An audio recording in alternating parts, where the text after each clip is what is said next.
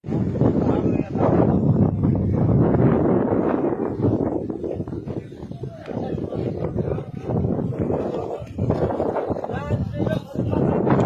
देखिए जी, हमारा जनाजे यहाँ तो पुल नहीं है सर जी, यहाँ 200 तकरीबन बस्ती है बाद है, ये सैन वाले के नीचे से गुजर रहे हैं पानी में। ये बहुत ही मसला है। जो भी आता है हमें क्या बाबू लोग देख के कहते हम पुल बनवा देंगे, जो भी सियासतदान आता है, लेकिन कोई भी यहाँ हमें पुल तकरीबन 10-15 साल हो गए हैं, वो भी हमें कोई एक पुल भी नहीं बनाते। जैसे कैसे देखे जनाजा हम सैन वाले के पानी से अंदर से आ रहे हैं सर जी।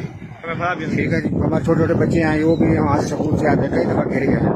हमने बहुत ही रिक्वेस्ट की है सियासतदानों को, लेकिन किसी ने हमारे हाँ कर दिया, लेकिन काम नहीं करते सर जी। हम रिक्वेस्ट करते हैं भैया हम हमारे निवास के हमें यहाँ पुल का ये बंदोबस्त कर दें, ताकि हम जनाजा और बच्चों का ना आने जाने का ये बंदोबस्त हो सके।